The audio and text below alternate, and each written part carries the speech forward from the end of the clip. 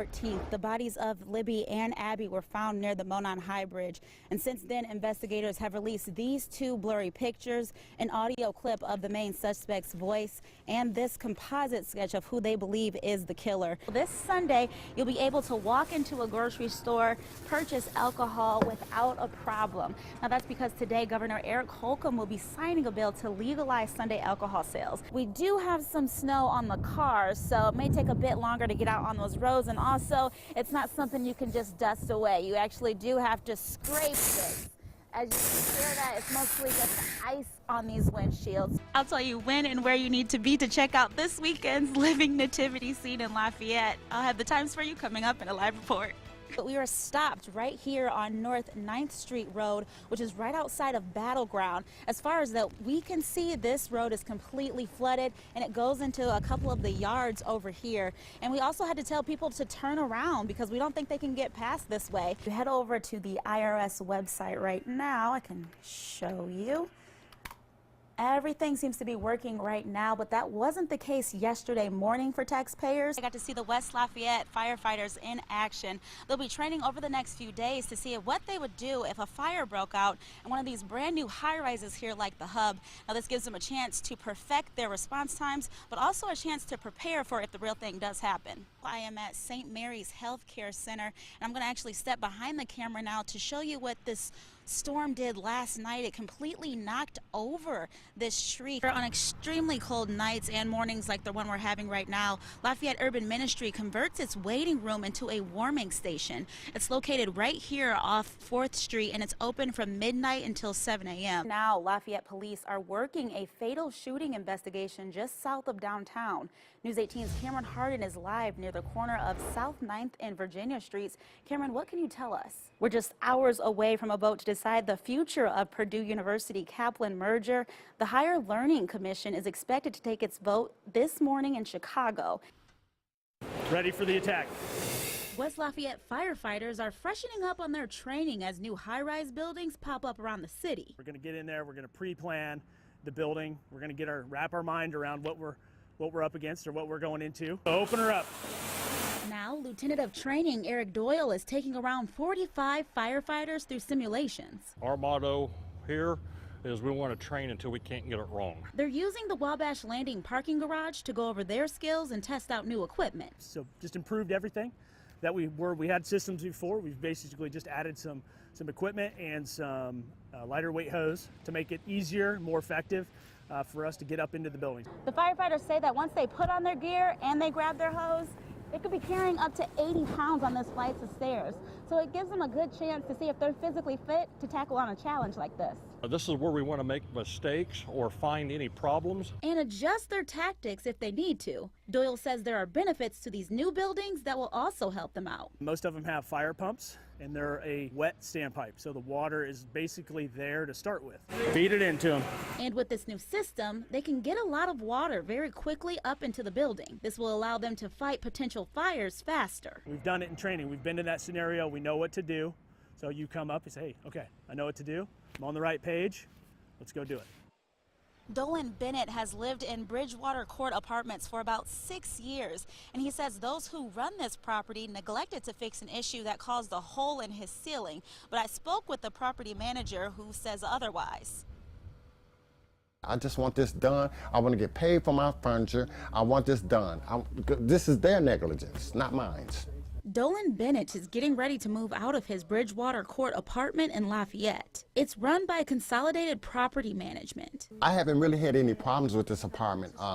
Since I've been here, I keep it in good shape. But that all changed about 1 week ago. I was laying right there on the couch, and all of a sudden, boom, the whole ceiling caved in.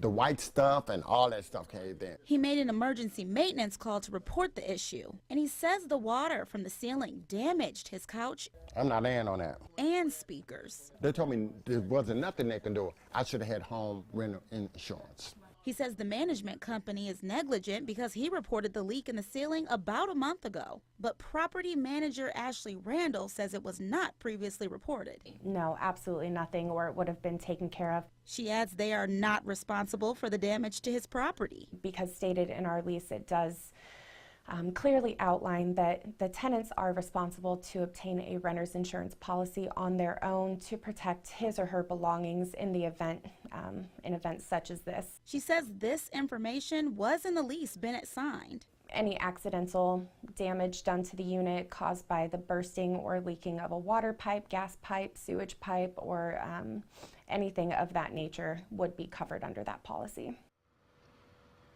Randall says this is not the first time something like this has happened, and it probably won't be the last, but she hopes she can prevent this from happening to other people in the future by encouraging them to get renter's insurance. Even though the mother, Galen Rose, chose to move outside of Flora after the fire, there are some family members that chose to stay behind and help Rose seek justice.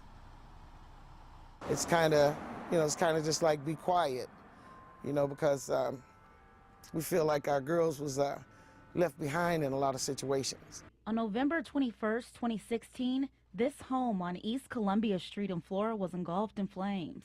Keone, Kiyerra, Carrielle, and Kiana didn't make it out of the home alive. Only their mother, Galen Rose. It's tough for me to have to hear her cry all the time and not knowing what to say to ease the pain, because none of us will ever know the pain that she goes through.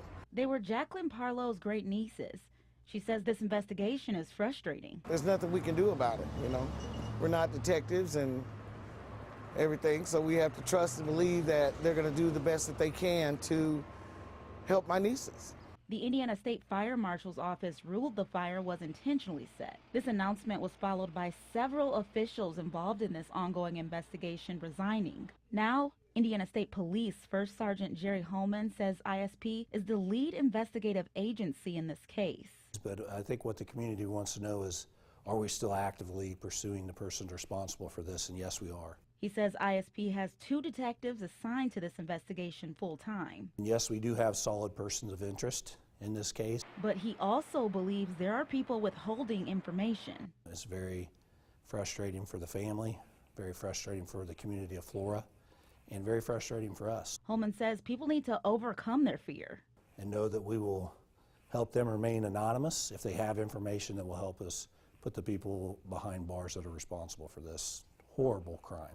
There's more than $25,000 in reward money to help find the person responsible. I just pray that the person that did do it have a conscience, and if they don't have a conscience, I hope it runs them crazy. After the fire, she says she no longer comes to Flora often, even though people she loves are still there. But at the same time, just to hang out, no. It's painful to stand right here. It's painful to see that thing that says my niece's name's on it where we don't know what happened to them. It's painful to look at that house and say, they died there. That's some painful stuff. So coming through here is painful. For the memorial, Parlow hopes at least a few people come out and remember the little girls. She's not hoping for a crowd, but would appreciate a turnout. But as for family and friends, we're going to be here regardless. I know I will. If I have to stand out here by myself and let those balloons go, I will stand out here by myself to support my nieces, because I know God has them. So if they watch it, they'll know my Aunt Jackie, she stuck to what she said.